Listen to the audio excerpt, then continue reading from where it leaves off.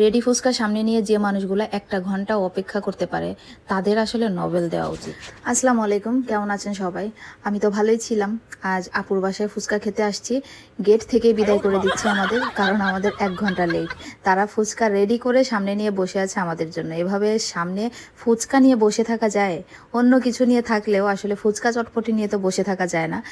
আর যদি তারা হয় ফুচকা লাভার, তাহলে তো কোনো কথাই নেই। আমার মতো মানুষ হয়তো 2-4 ঘন্টাও বসে থাকতে পারবে, কারণ আমি তো ফুচকা লাভার নই, এই জন্য। কিন্তু ওরা পারবে না। আমার বড় আপু, তারপরে এই যে আমার ভাগ্নিরা আছে, আরেকটা আপু আছে, ওরা পারবে না। ওদের অনেক বেশি কষ্ট হয়ে গেছে 1টা ঘন্টা এই সামনে সবকিছু নিয়ে বসে থাকতে। এই জন্যই বললাম আসলে ওরা নোবেল পাওয়ার যোগ্যতা রাখে।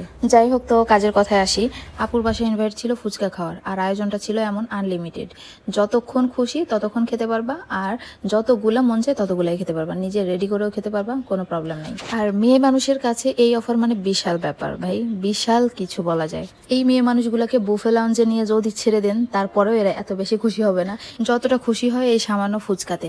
তারপরেও আরেকটা ব্যাপার আছে, কিন্তু ফুচকাগুলা বাসায় বানানো, বাহিরে যে কিনতে পাওয়া যায় না, ভেজে বাসায় শুধুমাত্র ভেজে নিলে হবে সেটা না, কিন্তু এটা বাসায় হোমমেড, একদম হাতে রেডি করা ফুচকাটা। এই ফুচকাটা যে এত বেশি মজা হয়, যে ফুচকা পছন্দ করে না সেও এই ফুচকাটা 2-4টা 5টা খাবে, অনায়াসে 1 প্লেট খেতে পারবে।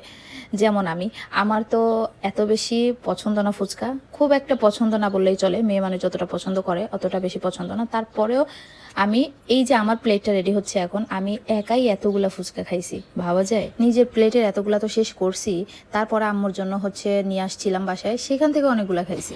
এখন আসি এটার পেছনের কথায়, কতটা পরিশ্রম, কতটা সময় দিলে এতগুলা ফুচকা রেডি করা যায়, এতখানি ভর্তা করা যায়, এতখানি টক বানানো যায়, এতগুলা সালাদ রেডি করা যায়। তো এগুলা করতে যে মানুষগুলা কষ্ট করছে তাদেরকে অনেক অনেক অনেক বেশি থ্যাংক ইউ। আর তারা হচ্ছে আমার এই ভাগ্নিগুলা, আয়শা, চাঁদনি, তারপর বড় আপু ওদের সাথে এন্ট্রি করছিল, ওরা মিলায় এগুলা রেডি করছে। এখন আসে রিভিউ দিতে। সিরিয়াসলি অনেক বেশি মজা হয়েছে, অনেক। আর যদি ঝালটা আর একটু কম হতো তাহলে আমার জন্য পারফেক্ট ছিল, কারণ ঝাল বিষয়ে আমি একদমই নিরামিষ। যদিও সবাই বলে ফুচকা চটপটিতে একটু ঝাল না হলে নাকি খেতে মজা লাগে না, তবে টোটালি ঝাল না হলেও আমার চলে, প্রবলেম নাই। এটা ছিল আপুর বাটি, আমি ওর বাটি থেকে নিয়ে কয়েকটা খেয়ে ওকে কমাই দিচ্ছিলাম, কারণ ওর অনেক ওয়েট লস করতে হবে। ও অনেক মোটা হয়ে গেছে, ডক্টরে বলছে ওর অনেক ওয়েট বেশি, যার কারণে ওর প্রবলেম হবে সামনে। এই জন্য এখন আমি যদি ওর ছোট বোন হয়ে এটা না বুঝি তাহলে কেমন হলো বলো? আর এদিকে এখানে দেখো, আমি এতটুকু ঝাল কোনোভাবে সহ্য করতে পারছিলাম না। আর এখানে আমার এই একটা ভাগ্নি ছোট জন, তার সে এক্সট্রা করে মরিচের গুঁড়া এনে তার বাটির মধ্যে মিশাইছে, মানে পারে না মরিচের ডাব্বার মধ্যে মুখটারে ঢোকায় বসে থাকার জন্য।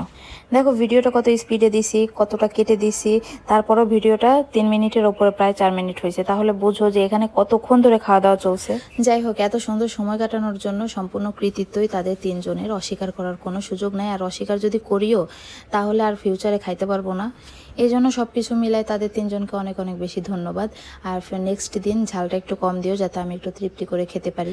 তো খেয়ে দিয়ে সবগুলো বিছানায় এসে চিৎপটাং, এখন বাসায় চলে যাব একটু এখানে গল্প সল্প করে। তো থাকো, আজকের মতো এখানে বিদায়। Thanks for watching, by.